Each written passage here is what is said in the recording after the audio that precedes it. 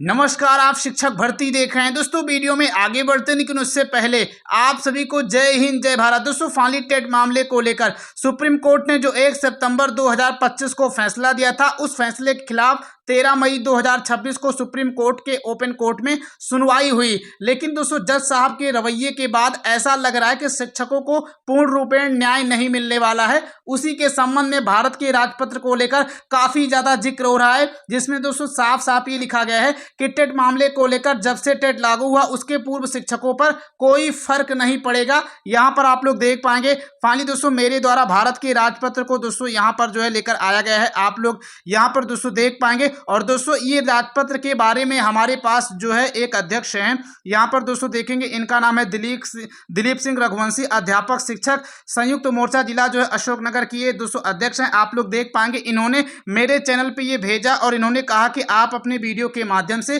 सभी शिक्षक साथियों को जानकारी दे दीजिए, क्योंकि आपके चैनल को प्रत्येक दिन लाखों शिक्षक साथी देखते हैं। तो अब यहाँ पर दोस्तों जैसे आप लोग इस राजपत्र में आएंगे तो यहाँ पर आप लोग देखेंगे सबसे नीचे ही यहाँ पर ये कहा गया है कि ये जो कानून है वो पूर्व व्यापी शिक्षकों यानी 2010 के पहले शिक्षकों पर लागू नहीं होगा। अभी इस वीडियो के माध्यम से आप सभी को पूरी रिपोर्ट देने वाले हैं और इसके अलावा दोस्तों इसका पीडीएफ भी अगर आप लोग को देंगे, अगर आप लोग जो है कमेंट करेंगे तो।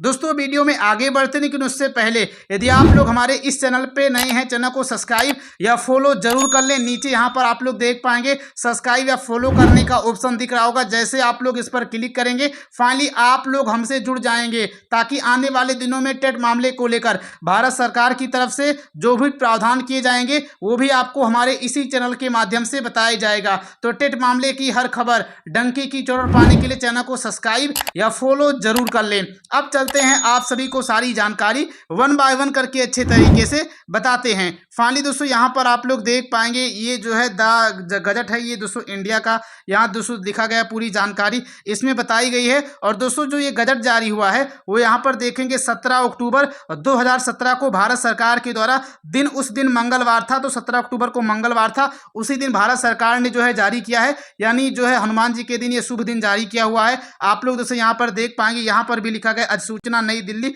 17 अक्टूबर 2017।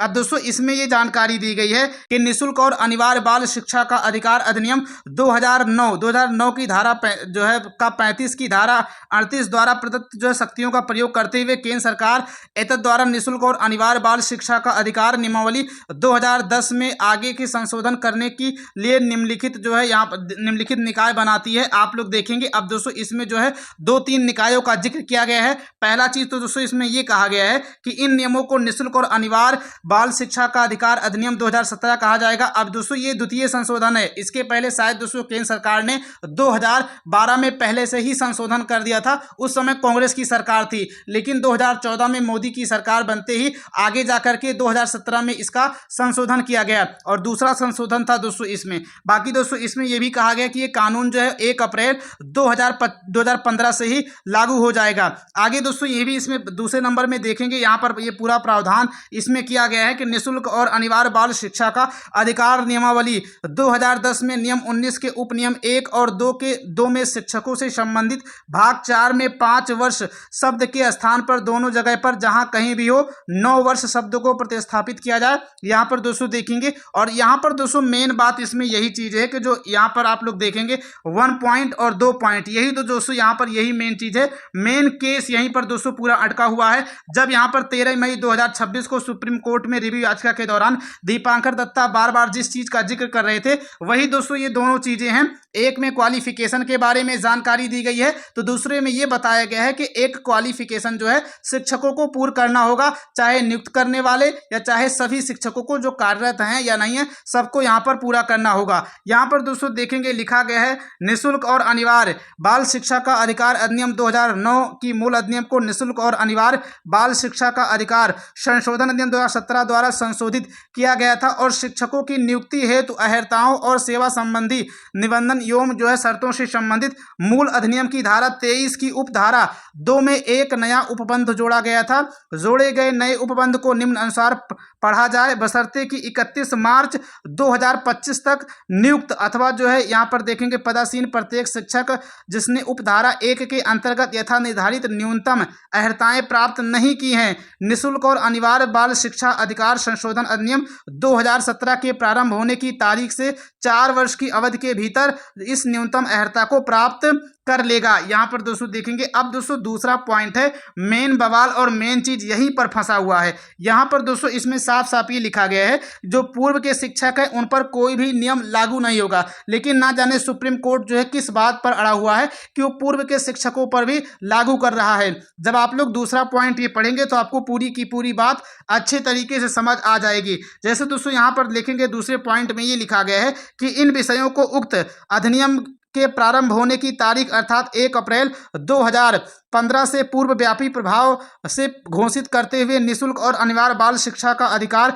संशोधन अधिनियम 2017 के अनुरूप बनाने के लिए निःशुल्क और अनिवार्य बाल शिक्षा का अधिकार नियमावली 2010 में संशोधन किया जा रहा है।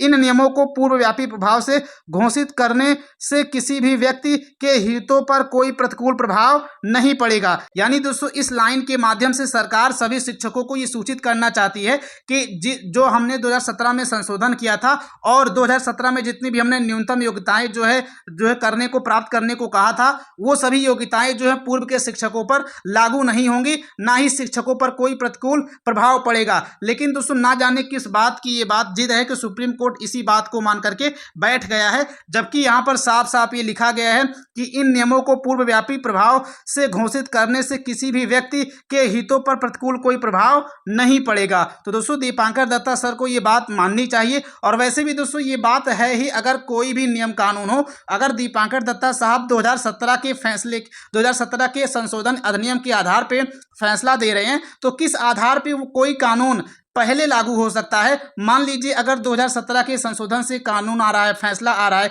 दीपांकर दत्ता 2017 को मान करके बैठे हैं, तो चलो मान लीजिए 2010 के बाद जितने शिक्षक नियुक्त हुए हैं उन पर टेट लागू कर दीजिए, लेकिन 2010 के पहले शिक्षकों पर टेट लागू करना किसी भी हाल में ये जायज नहीं है, आप लोग खुद जानते हैं। और कानून भी यही हमेशा कहता है कि कानून आने से पहले कानून लागू नहीं हो सकता। यहाँ तक कि हमारे देश में ऐसा भी प्रावधान है कि मान लीजिए अगर कोई कैदी है, कोई अपराधी है, तो उसको उस अपराध की सजा तभी दी जाती है जब उसने अपराध किया है, ना कि जैसे मान लीजिए उसने अपराध आज किया है और कानून जो है 5 साल जो आने वाला 5 साल है उसके बाद बनाया जाए, तो 5 साल अगर उस केस की सुनवाई हो तो उस 5 साल के नए कानून के हिसाब से उस कैदी को, अपराधी को सजा नहीं दी जाएगी, बल्कि ये देखा जाएगा कि इस अपराधी ने सजा किस साल की और उस साल उस अपराध की सजा क्या थी। तो सुप्रीम कोर्ट इस आधार पे अपराधी को भी सजा देता है। तो आखिर सुप्रीम कोर्ट ये गलती कैसे कर सकता है कि कोई कानून जब आया ही नहीं था तो उसके पैसे कैसे लागू कर दे रहा है। खैर दोस्तों अब आने वाला समय ही बताएगा आखिर क्या कुछ है। अभी दोस्तों ये ऑर्डर जो है नहीं आया हुआ है कि आखिर जज दीपांकर दत्ता के द्वारा क्या ऑर्डर जारी किया जाता है, लेकिन जो भी ऑर्डर होगा आपको हमारे इसी चैनल के माध्यम से बताया जाएगा। बाकी यहाँ पर बिहार के बहुत सारे साथी जो है कमेंट कर रहे थे कि बिहार के शिक्षक जो है इस दायरे में हैं या नहीं है, तो फाइनली यहाँ पर आप लोग देख पाएंगे मैं आप सभी को एक न्यूज़पेपर की कटिंग दिखा रहा हूँ। इसमें दोस्तों ये जानकारी दी गई है कि बिहार के शिक्षक जो है इसके दायरे में नहीं आएंगे। जैसे यहाँ पर देख पाएंगे बिहार में 2007 और 2008 को मिलाकर कुल 2.25 हजार को नियोजित शिक्षक बनाया गया। वे टीईटी पास नहीं थे। 1 अप्रैल 2010 से टेट या एस्टेट पास का ही नियोजन हुआ है। 2010 से पहले नियोजित शिक्षकों की दस्ता परीक्षा ली थी, बाद में कोर्ट ने दस्ता को टीईटी के समकक्ष माना है। ऐसे में सुप्रीम कोर्ट के फैसले से बिहार के शिक्षकों पर कोई असर नहीं पड़ेगा। और दोस्तों कहीं ना कहीं आप इस चीज़ को लेकर सुप्रीम कोर्ट में वगैरह में भी देख रहे होंगे, बिहार के ना तो कोई वकील जा रहे हैं, ना तो बिहार सरकार ने कोई रिव्यू याचिका वगैरह डाली है, ना तो दोस्तों बिहार का कोई संगठन सामने आया हुआ है। तो कहीं ना कहीं दोस्तों बिहार के शिक्षक लोग इस फैसले से बाहर हैं, जो कि न्यूज़पेपर के माध्यम से ये जानकारी आप लोग जान पा रहे होंगे। तो दोस्तों यहाँ पर मैंने आप सभी को इन चीज़ों के बारे में पूरी जानकारी बता दी है। इसके अलावा आपके मन में कोई भी डाउट हो, कोई भी संशय हो, आप लोग कमेंट के माध्यम से पूछ सकते हैं। हम आपके हर एक कमेंट का रिप्लाई करते हैं। बाकी अगर आप लोग हमारे इस चैनल पे नए हैं, चैनल को सब्सक्राइब करके नोटिफिकेशन बेल ऑन जरूर कर लें। मिलते हैं फिर किसी नए वीडियो में। जय हिंद, जय भारत, जय शिक्षक संघ।